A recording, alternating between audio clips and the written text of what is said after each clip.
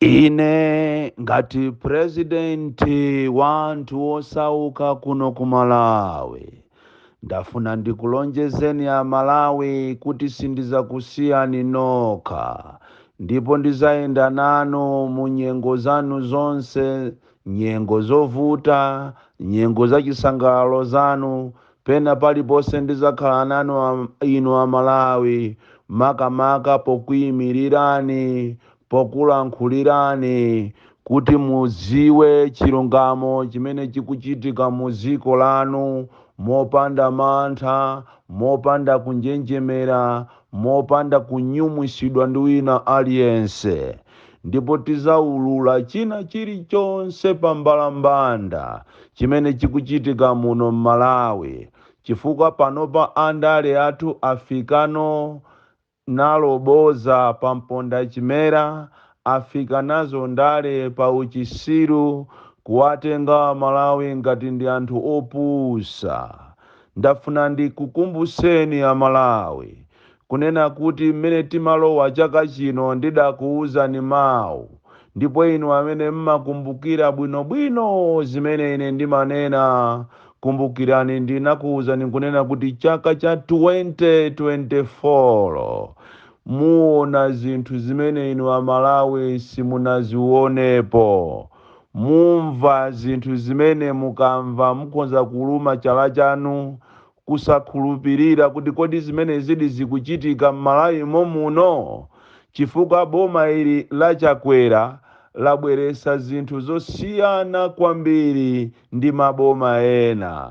Maboma ena apita mbuyo muinde sizikasowa pena ndi pena zimamveka kuti anthu amenewa akuba, akupanga katangale, koma boma ili la Chakwera ndi Chilima lafikapo sopano penipeni powatenga a Malawi ngati a Malawiwo ndi ogona, ndi osaphunzira, ndi osaganiza.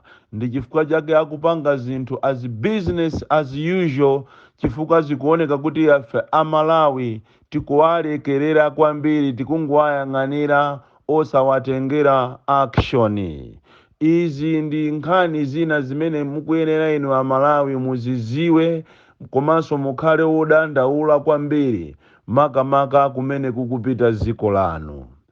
Ine ngati DC president wanu wa anthu osauka komanso gulu la Malawi First, tili pakafukufuku ofufuza za mkatikati mwa nkhani ya Saulos Chilima, makamaka zimene zapangisa boma kuti likathese mulandu umenewu, chifukwa mwina nkutheka ifeyo tikuona pamwamba penipeni, koma mkati momuli nkhani zazikulu zikulu zimene Malawi First komanso president wanu akufufuza.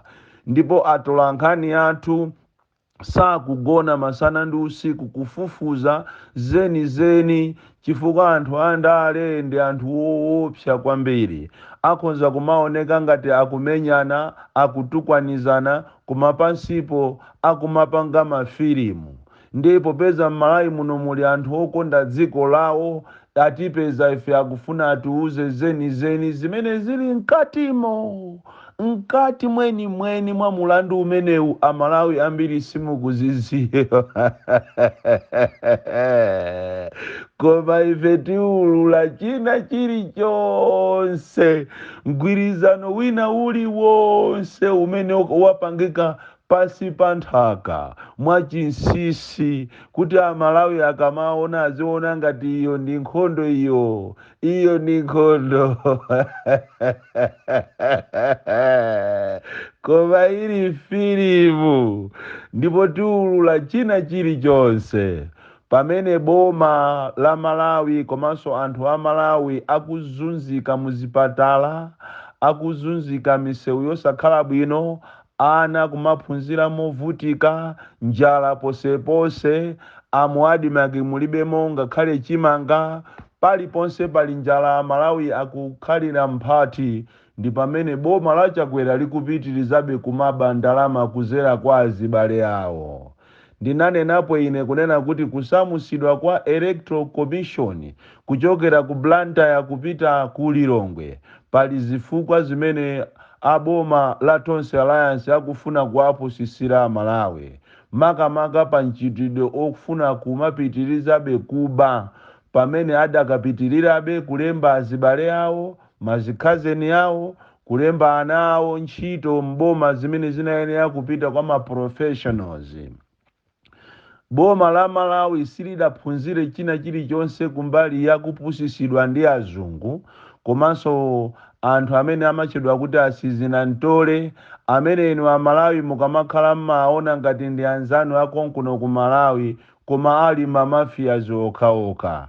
Chifukwa tikuchokera kwa president iyo kuzasika pakana pansi kufika kwa maministers yake, kufika kwa ma MP yake, komanso ma members aku national executive ya MCP, onse ni mamafia okhaokha. Motero kuti nthambi zambiri za boma zili suffocated chifukwa kulibeko china chilichonse olo funding, chifukwa chimene akukhalira ndi kuba basi. Amalawi ziwani kunena kuti zisankho za 2025 zizakachitika mwabata ndi mtendere, muiwale zisankho zimene zisizachitika mwabata ndi mtendere.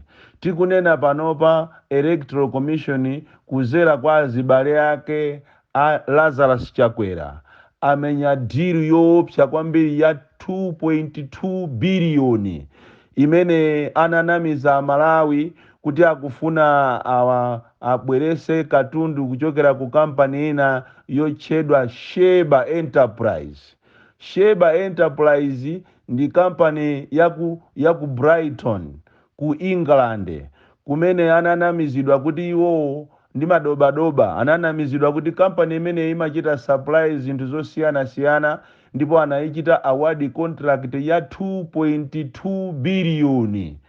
Koma kafukufuku athu ife titafufuza tapeza kuti kampani imeneyi ndiyokufa, ndipo kampani imeneyi inatha mu chaka cha 2015 pa 29 September la 2015. Ndipo ngakhale ma members a kampani imeneyi ali ndi milandu yosiyana-siyana mu dziko la Britain, ndipo dziko la Britain likusakasaka ma members ainyake a kampani imeneyi amene sopano anathawa mu dzikolo, kuthawa ngongole, anasiya ngongole. Last time imene account yawo inazaonesa kuti afuna angongole atengeko ndalama, munali mu chaka cha 2022 pamene anthu anazazindikira kuti kampani imene ndiye kulibireto china chilichonse ku account kwawo. Ndipo nizomvesa chisoni kunena kuti dziko la Malawi kuzera ku electoral commission amene akunena kuti akufuna azapangise zisankho 2025 za credible, anthu amene ajawo apondedwa 2.2 billion, kampani yokufa imene inawanamiza kunena kuti kuzera kwa madobadoba kuti apereka electoral commission electoral material, koma ziwani kunena kuti ndalama zonsezo zapita. Undi mkatikati wa ulendo wathu wopita kuja kumachedwa kubaka moyo mulamuliro wa uja amachedwa Lazarus Chakwera, amene nimamutenga kukhala Charlie Chaplin, munthu amene anagwirapo ntchito kuchipiku ndipo akupitiriza kupikulisaso Amalawi malinga ndi ntchito imene amayiziwayo zopikulisa. Leroli akupikulisa Amalawi, panopa ndeta pikulidwanso kuja ku Britain, ndipo ndalama zonse zapita. Ziwani kunena kuti electoral commission sili capable kuti iyendese zisankho.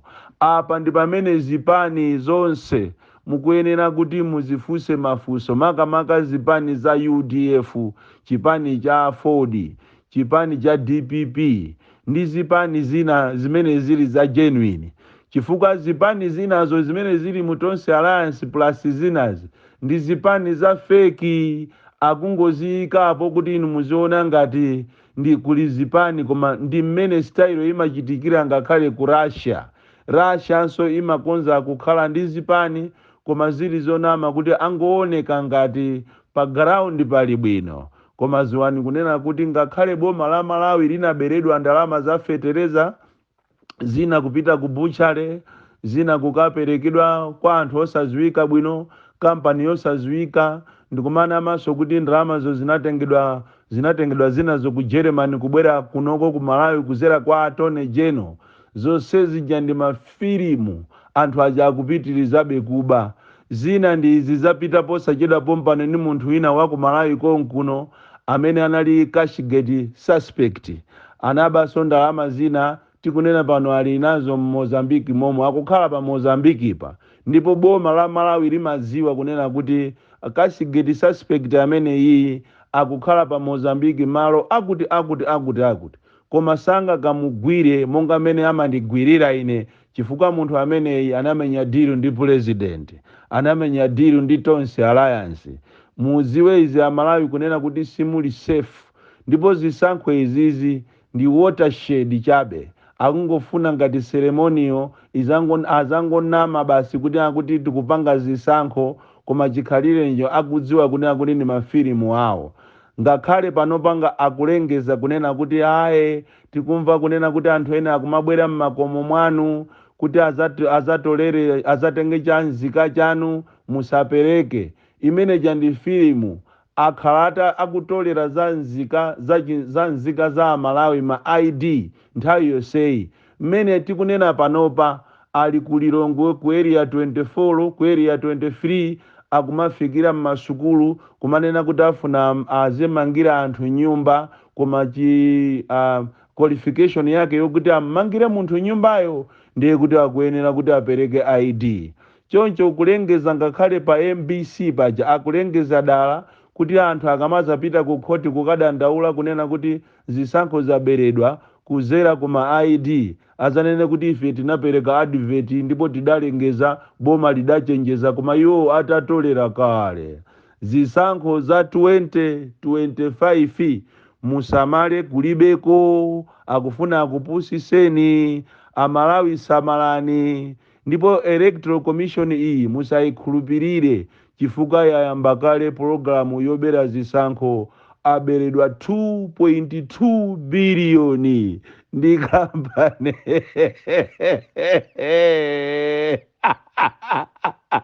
Chakwera